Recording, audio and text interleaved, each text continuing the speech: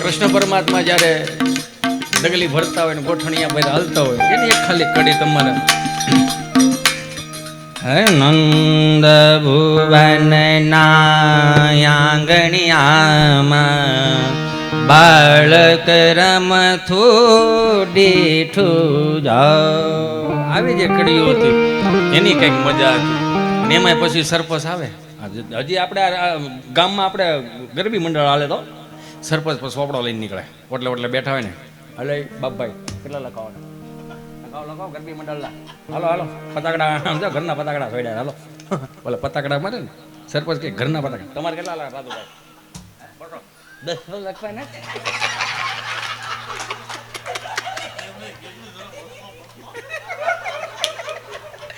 બસો લખવાના ચાલો એ સાંભળી દેજો આપણા રાજુભાઈ બેંજો માસ્ટર આ ગરબી મંડળ ને 200 રૂપિયા આપે છે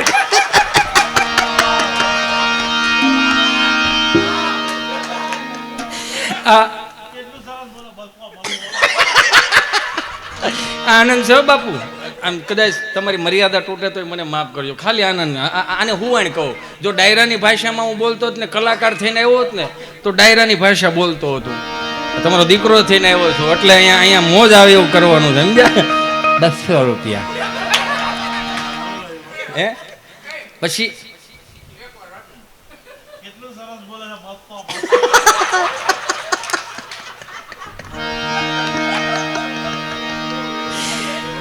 એટલે સરપંચ પાસે એ સાંભળી જાજો રાજુભાઈ તરફથી 200 રૂપિયા આપે છે કુરજીભાઈ તરફથી 11 રૂપિયા આવે છે પછી એમાં હું બે હાથ જોડીને પ્રાર્થના કરું હમણાં એક નાનકડી એવી કંઈક ક્લિપ વાયરલ થઈ હતી એમાં મારાથી હું અહીંયા આ ભાઈ અને સંજય અને કટકો કાઢીને આપણે ગામમાં દઈ દઈએ બાપજી હું જ્યારે નાનો હતો ને ત્યારે અમારા ગામમાં ભવાઈ મંડળ આવતું અને ટપુડીઓ કરીને આવતા ટપુડિયાનું ટોળું એમાં જે 60-65 વર્ષના જે કાંઈ મોટી ઉંમરના લોકો હતા જે ભવાઈ મંડળ રમતા હતા અમને વાલું બહુ લાગતું હતું આઠાના બાપ અહીંયા કરગરીને એ ભવાઈ મંડળ જોવા જતા હતા હવે એક ક્યાંક મારથી બોલાઈ ગયું હતું કે 65 વર્ષના પીંગળા થયા હતા અને આમને તેમને એમાં કોઈને દુઃખ લાગ્યું હોય તો હું જાહેરમાં માફી માંગુ છું કેમ કે મારું કામ છે ને કોઈનું દિલ દુખાવાનું નથી રાજી કરાવવાનું છે હું તમને સુખી ન કરી શકું કલાક 1.5 કલાક તમને રાજી કરી શકું હું તમારું રમકડું બનીને આવ્યો છું રમાય ત્યાં સુધી રમી લેજો બાકી સાવી ખોટી જાય ને નીકળી જવાનું એ સહજ છે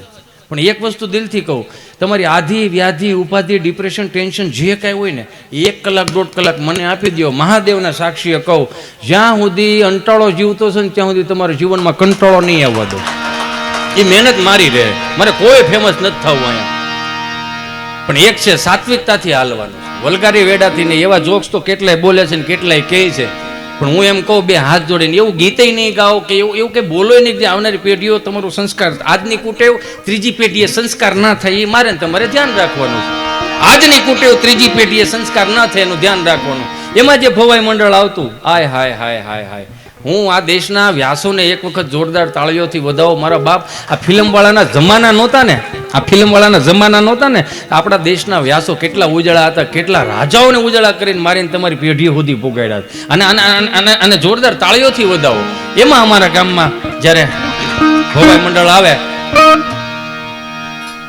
ભલા મોરી રામા ભલા મોરી રામા ભલા મોરી રામા ભલા મોરી રામા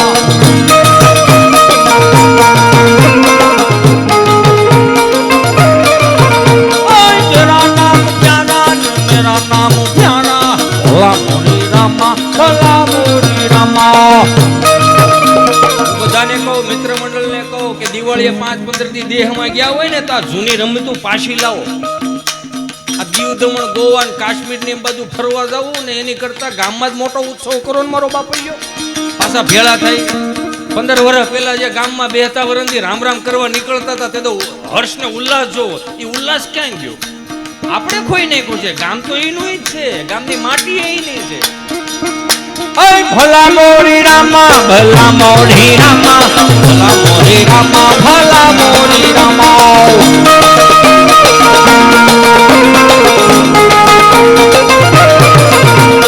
તેરા નામ પ્યારા ને મેરા નામ પ્યારા ભલા મોરી રામા ભલા મોરી રામા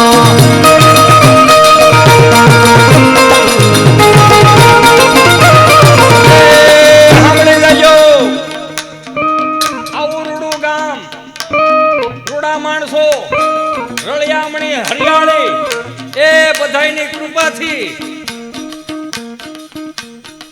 માજન તરફથી 200 રૂપિયા આવે છે. આપા ગીગાની જય. ભલા મોરી રામા ભલા મોરી રામા ભલા મોરી રામા ભલા મોરી રામા. એમાં લેડીઝ નું પાત્ર હોત આવે અને જે 4-5 સખીઓ આવતી હોય, એ સખી કેમ દાંત કાઢે છે? નવો છોકરો છે. એ સખી, આવું સુંદર મજાનું ગામ હોય તો શું આપણે રાસને રાહડો ન કરી શકીએ બેન? ચાલો. એ ભલા મોરી રામા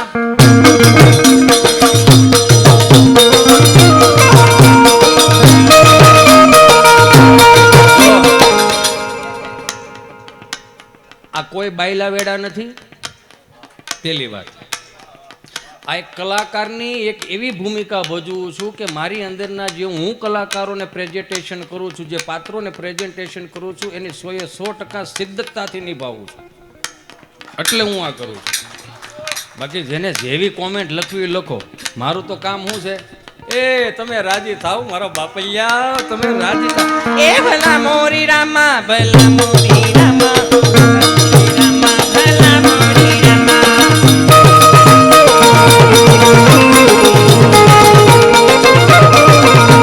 એ તેરા નામ પ્યારા. એ હસો કેમ હસો આવે છે? હસો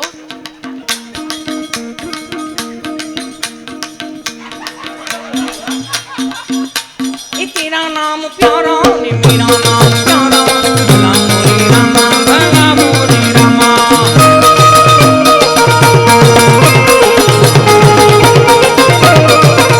ए સાંભળી જાજો એ સખી. સખી, ઓહો કેવું રૂડું નામ.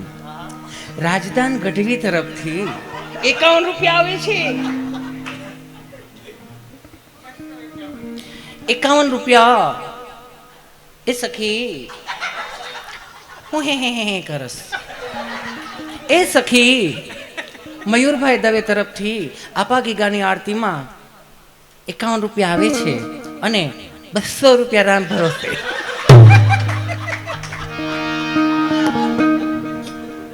એક ચપટી સિંદૂર તું ક્યાં જાનો રમેશ બાબુ. આમાં આવે અમુક. એક ચપટી સિંદૂર એટલે કે તિલક કરતા ઠંડુ લાગે તડકે જાય તો તતડે. તડિંગ તડિંગ કર ભાઈ. હા કર હજી 2 વાર આવે તડિંગ તડિંગ. હા, આ તિલક કરતા ઠંડુ લાગે તડકે જાય તો તતડે. એટલે હું ખબર નથી ખબર.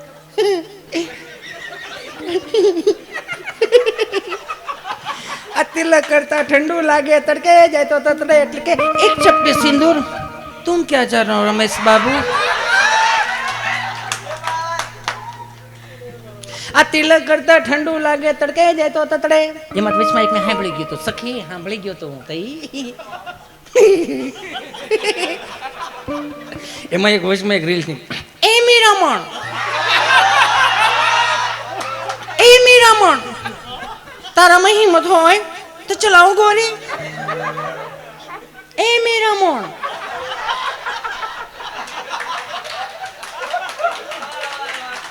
આ તિલક કરતા ઠંડુ લાગે તડકે જાય તો તતડે.